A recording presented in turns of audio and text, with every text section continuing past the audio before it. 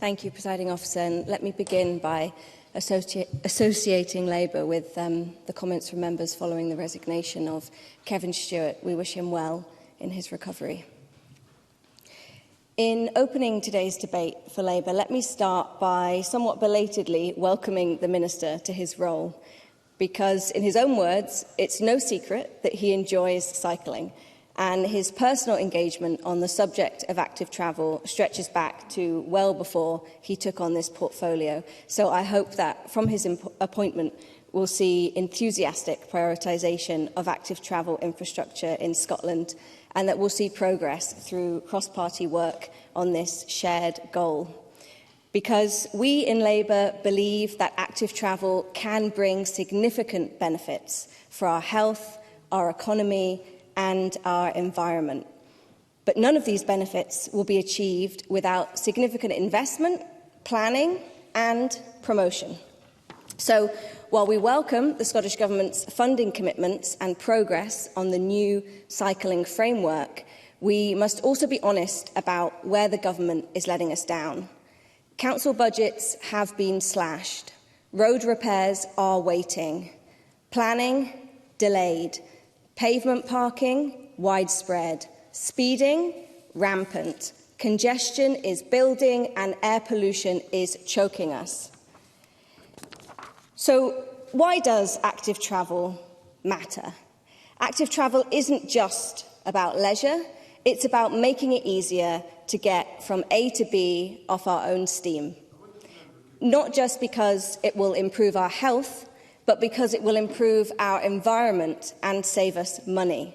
If we can find a way to make this one switch, the benefits will be transformational. So its importance cannot be overstated. I'd like to make some progress.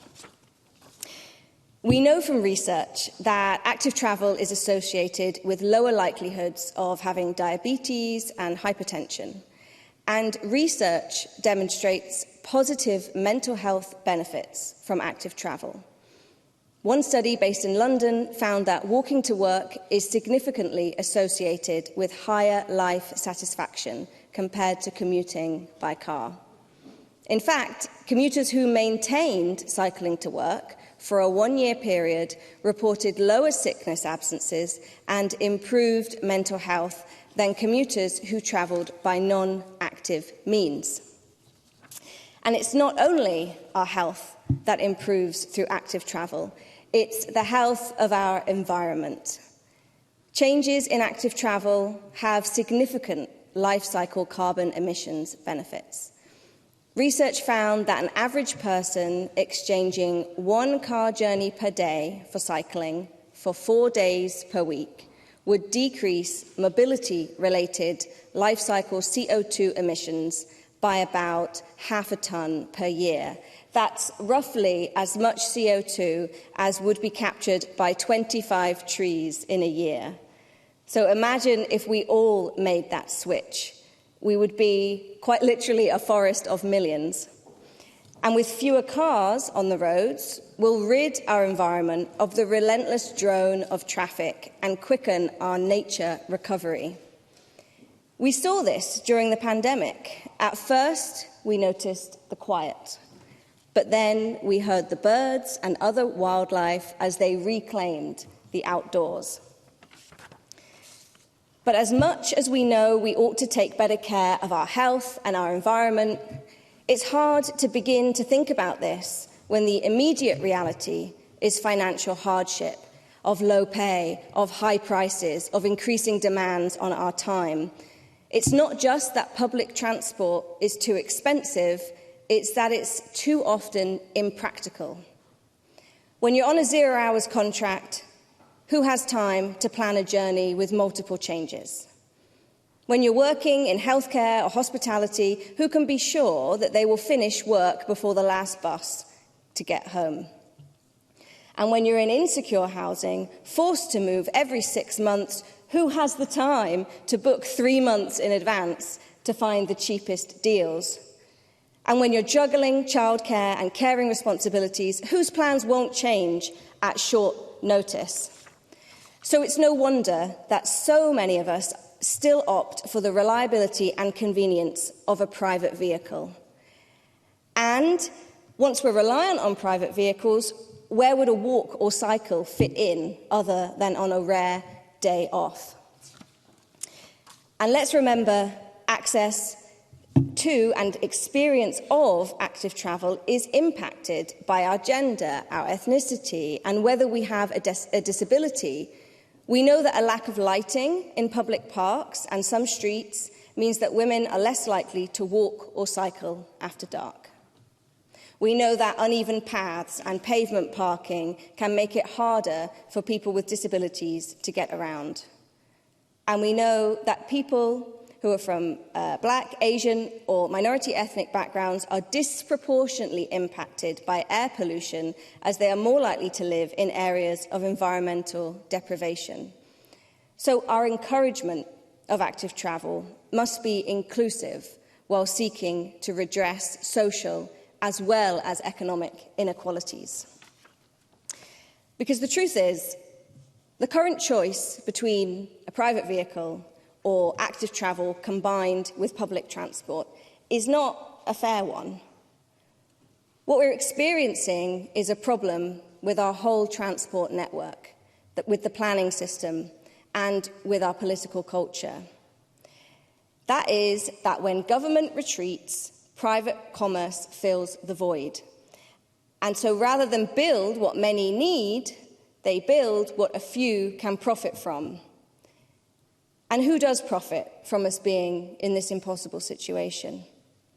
The oil companies, the multinationals, the private developers, the list goes on. And who pays?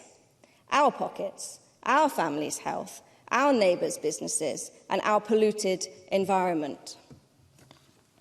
So the Scottish Government's commitment to increasing active travel spending to 10% of the overall transport budget is welcome.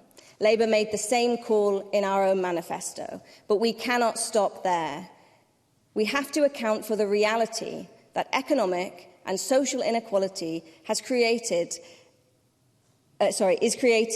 by implementing a gendered and diversity approach to transport infrastructure that ensures safety, convenience and affordability are properly addressed, particularly for protected characteristics including women, BAME people and those with disabilities. And we must end the cuts to local authorities and invest in insourcing to treat active travel like the vital public service that it is, with well-paid, unionised public sector workers at the heart of it.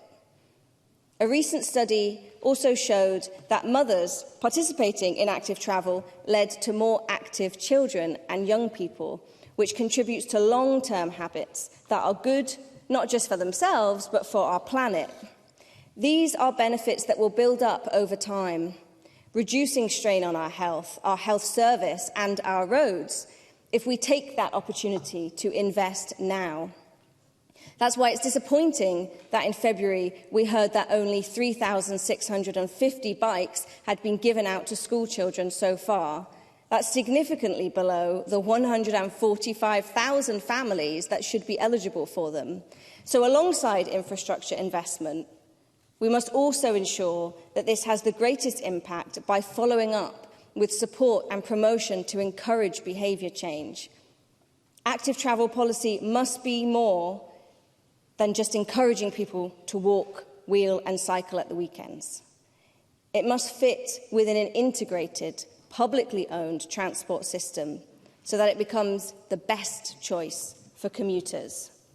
It must be rolled out alongside reductions in speed limits around our education centres so that every child and young person has a safe and healthy journey to school, to college and to university.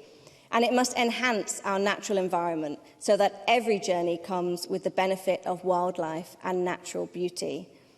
Greater participation in active travel is the culture change that we need, not just to protect what we have and to combat climate change, but to make all of our lives a little more joyful as we travel and work alongside each other. I move the amendment in my name. Thank you. Thank you very much.